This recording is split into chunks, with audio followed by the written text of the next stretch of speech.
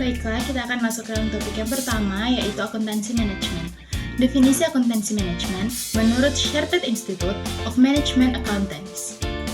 Akuntansi manajemen sebagai suatu bagian integral dari manajemen yang terkait dengan pendefinisian, penyajian, dan penginterpretasian informasi yang digunakan perumusan strategi, perencanaan dan pengendalian aktivitas, pengambilan keputusan, pengoptimalan penggunaan sumber daya, pengungkapan kepada shareholders, pengungkapan pada karyawan, dan perlindungan aset.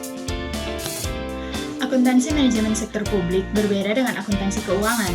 Akuntansi manajemen sektor publik terkait dengan pemberian informasi kepada pihak intern organisasi.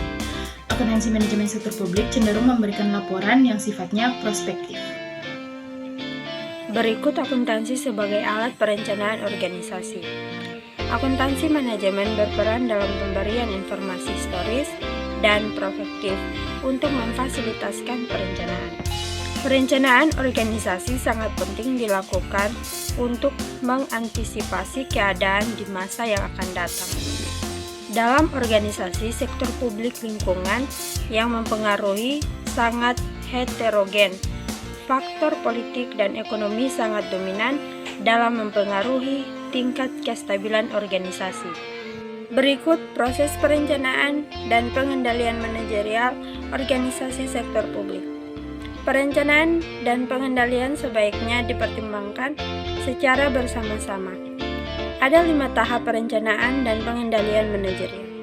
Yang pertama, perencanaan tujuan dan sasaran dasar. Yang kedua, perencanaan operasional. Yang ketiga, penganggaran. Yang keempat, pengendalian dan pengukuran. Yang kelima, pelaporan, analisis, dan umpan balik. Ada 3 jenis informasi akuntansi. Yang pertama, aktiva. Aktiva merupakan aset berupa fisik, non-fisik, atau nominal yang termasuk dalam kekayaan perusahaan. Yang kedua, pendapatan.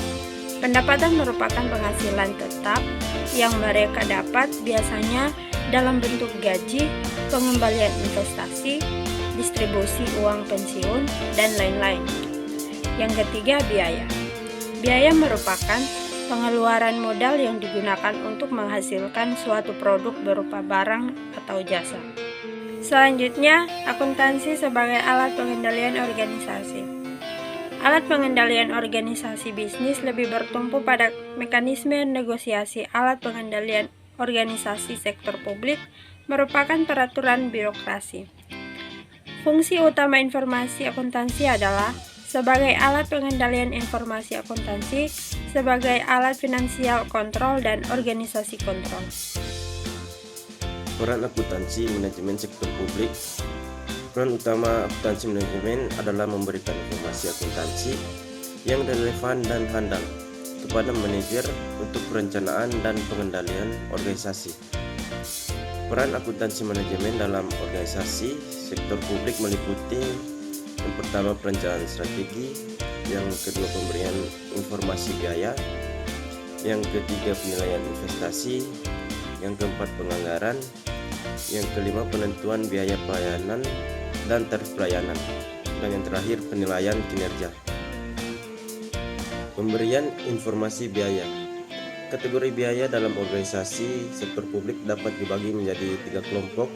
Yang pertama, biaya input. Yang kedua, biaya output, dan yang terakhir, biaya proses. Akuntansi manajemen sektor publik memiliki peran yang strategis dalam perencanaan finansial. Akuntansi manajemen sektor publik membutuhkan cost accounting untuk pengambilan keputusan biaya.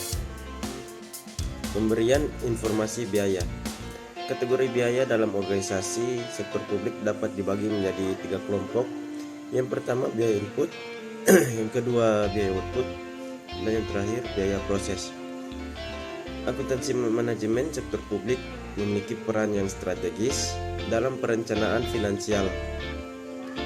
Akuntansi manajemen sektor publik membutuhkan cost accounting untuk pengambilan keputusan biaya. Pemberian informasi biaya. Proses penentuan biaya meliputi 5 aktivitas, yaitu yang pertama, cost finding. Yang kedua, cost recording. Yang ketiga, cost analyzing. Yang keempat, strategi cost management, dan yang terakhir, cost reporting. Penilaian investasi. Akuntansi manajemen dibutuhkan untuk menilai kelayakan investasi secara ekonomi dan finansial. Penilaian investasi di sektor publik lebih rumit dibandingkan dengan sektor swasta.